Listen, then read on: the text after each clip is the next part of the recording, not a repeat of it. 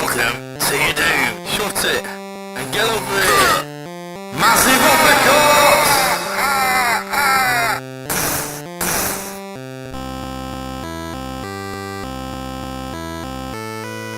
Hello and welcome to another edition of the JabJab Show. Today I'm doing a film review. This film is on VHS. It's from one of my recent pickups. It's called Intruder, with the hilarious imagery on the front. Basically, this is a 1988 film, although IMDb for some reason has it as 1989.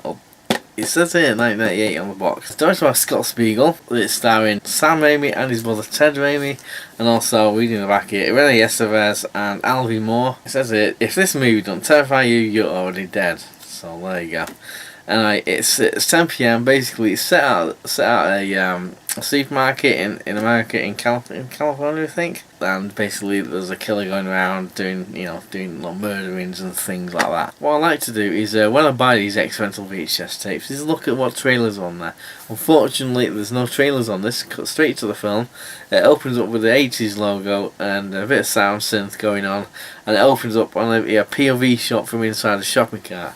Now, there's a lot of POV shots in this film. Being a horror film, it was one of the things back in the day which they used to do. It establishes like the supermarket closing, and it's been closed for business, and there's just a night crew stocking up and doing various things. Don't know if any of the actors in there did any method acting as such, but it does show a few scenes of them not really very good at customer service. The film then establishes our man Craig, who's his crazed boyfriend, and there's a bit of a movie stinger on him when he's introduced, and he comes in and he starts having a little altercation with one of the lead actresses called Jennifer, and start have a little heated conversation. Ends up in a fight. This scene also introduces us to Sam Raimi's character, who's like one of the employees. He gets pushed over and so forth. The fight gets a bit out of hand. Cops are getting called, but for some reason they let him go. It's weird. There's a bit of a weird standoff between Craig outside and the employees inside the supermarket, just having a little weird standoff which lingers for too long, I think. But what this film also does is establish quite a lot of reflection shots in here, just to highlight tension. Another staple of the horror films from the back in the day. So when they finally leave Craig outside the shop, they start talking. All of them together start talking. The supermarket has been sold off, and they argue a little bit about this, of what's going to happen in terms of the futures and so forth. It establishes there's two main managers. There's one who's like the one who's selling off, and there's one who's kind of more of a people person kind of thing. Just got to talk about the shots that they have in the film. There's some interesting shots. There's one is that placed inside a telephone. It's a bit of a weird one, but inventive. And there's also a high angle one where there's just two people talking, but in the foreground you see some bread. Kind of weird one. The camera's up here, the people are up there, but in the way is some bread. It's kind of a weird one, but I do like the inventiveness of some of the camera shots being shown here. Also, quite a few match cuts as well. When they go from, let's say, a kill to the next scene, it transitions nicely into the next scene. There's a few of them, which is good. So as I say, they're waiting for the cops, and the cops do finally show up. There's two of them. They're both a bit bumbling. One of them's a bit leery to one of the girls, and so on. Ultimately, they're not much help at all. Played for laughs, that kind of thing. So they come and go and so on, and then the film goes into kind of just showing them at work, the various people at work. And it's weird. There's a whole movie lighting in there, and you understand some of it doesn't make a lot of sense, as in there's people stock taking and price checking in really dimly lit, wet, stock rooms and stuff, and really they have the lights on. But I guess it's, obviously it's a horror film, so they're just going about the business. So now this film's established the setup to the story. They're in the supermarket at night. They're doing stock take and pricing things up and so on, and it's going to be sold off and so forth. It becomes a little bit episodic. I'm not saying it's a bad way, but it becomes like a series of events, is it? Like a lot of fake outs, a lot of setups, and there's the kills as well. And there's a lot of people. You've got to imagine the time, the late 80s, early 90s. I mean, it probably still goes on now. I've not watched all the horror films ever, but it's kind of the period. Maybe there's a lot of characters who are overreacting to stuff, like saying, "Oh, come on, that's not funny." Crap American accent, but you get the idea. come on, that's not funny, and like, hey, who's there? But instead of doing that, I would say there is some inventive kills in there, some heavy machinery's been used, but I did notice, even though this film is rated an 18 of the era, but there might, if it's going to be released now, it might, in its current state, it might pass for 15 perhaps. But I did notice some of the kills, like there's a spike and there's a hook and other things like that, where it cuts away, and it looked like it'd been purposely cut away. Apparently there's versions where you see these impalements and other things as well. As I did mention in the Pickles video, I have noticed it says new version there. So and apparently the cover is not the original cover as well, so it says new version. Maybe it means it's the cut version. So as these kills are going on and people are dwindling, you end up with a final girl, that's Jennifer, and she finally faces off with Craig, who's the Craig's boyfriend. There's a bit of a bit of a tussle. Not gonna spoil it or anything, but then she thinks he's dead, and the good manager, the people person manager, comes and helps her. He says he's gone on the phone to someone, but it's played, I saw the twist. I saw it, there's a heel turn, and he explains his motivations, and then goes a bit mad. Craig comes back, take it outside. Two cops show up then in a cop car, not the two cops from before. One of them is Bruce Campbell. I forgot to mention at the start, Bruce Campbell's in this, and this is his only scene. He's one of the cops, as I say. But they just see the good manager in the phone booth dying, kind of thing.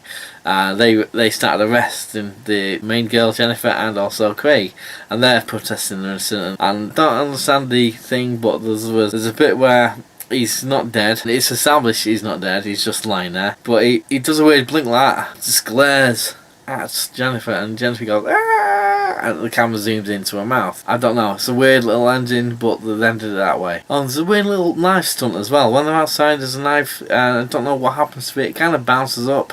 I don't understand what they were doing with that, whether it's a little glitch in the thing. So, as I say, there's quite a few kills in there. Some of them are quite inventive, so even regardless of whether it cuts away too soon and so forth. So there's a nice little like a meat hook kind of thing, where there's a throwback to Texas Chainsaw Massacre. I'm not too sure. I'd like to think that was an influence. So all in all, it was a good film. I was never bored. I had a lot of fun with this film. I'll say, inventive shots and kills and things, and good use of machinery and what have you. Apparently you can get this on DVD in Germany, and it's also uncut and in Ireland and China as well. So there we go. That's why for me anyway, looking at it, it just feel a little abrupt, like some of the Friday the 13th films when they've been cut. It's always good to see Sam Raimi in things as well. So yeah, check it out if you can get hold of a copy of it. I'm just going to give you a few facts here from Dr. Internet. As I say, the shot in a grocery store. When I was watching it, I was thinking, yeah, this is all shot at night, so they probably shot it when it closed. A bit like when Kevin Smith was making Clerks at the Quick Stop where he works. He was shooting at night because obviously it was closed, it was cheaper, whatever. He did that at night, and I think he did a similar thing when he shot Zack and Miri make a porno as well inside a coffee shop. But there you go. It's the same kind of thing. They just shot that, apparent to me, and it was actually shot at a real grocery store in Bell, California, when it was closed. Also, the budget was £130,000, or dollars I should say. The entire movie was shot on short ends. Now, short ends, from back in the day, if you got 16mm, 35mm film, I'm not sure which one it is, when it's shot in. Short ends means, like, I can't remember what the magazine length of the films, probably varies. Say it's that long, and whoever shot it shot that much, and so the makers of this film just had loads of little bits. I say little bits, obviously I don't know, I'm not privy to how much or anything, but they're called short ends, the ones that are missing. So they just use the ends of other people's or other film. I'm not sure if I'm explaining it exactly, but you can look it up. But that's what basically short ends means. It wasn't complete reel that they were filming on. It's just like the ends of each reel. As you may or may not know, film celluloid is quite expensive to film on. Was back then, probably is still now because of the rarity of it. You know, a lot of people, obviously digital now, do this. Like, I'm guessing was a money making thing, because a lot of cost goes into the actual film itself. There's the developing, go back to the labs and things like that. There's a lot of involvement, a lot of money involved in that. So I can see, if you're on a budget, yeah, if you can get short ends, if you can hire equipment over the weekends and things like that, you know, that's the kind of thing that these people would do, these independent filmmakers. Toby Hooper originally was attached to direct, now him of the Texas Chainsaw Massacre. Not too sure why he dropped out and so forth. As I say, director Scott Speigel worked with Sam Raimi, on a few things. Like it says on here, from the makers and creators of Evil Dead, Scott Speigel was one of the co-writers on it. Has been a long-time friend with Sam Raimi. As you may have noticed on here, it says from the creators of Evil Dead 2. Scott Speigel was one of the co-writers on that film, and also he helped out on Into the Woods, which was the basis of the Evil Dead. When Sam Raimi was going around to all the lawyers and doctors and things to with this short film called Into the Woods, so they can get finance for the Evil Dead, Scott Speigel helps on that, as did Bruce Campbell. So there's a lot of fraternity going on in there, which is which is really cool to find out and so on. So that's my end of this review. As I say, a lot of fun with this film. Obviously, don't want to do more of these. I want to be more quite regular with these, like I am with stories and pick up videos and things. And I've got a special request video to do as well, which I'm kind of looking forward to, in a way. I'm not too sure what my next video review is going to be. I do want to do some WWF wrestling videos as well, which I picked a couple up recently as well. That'll be quite fun to do. We'll see how it goes. If you do have any requests, anything like that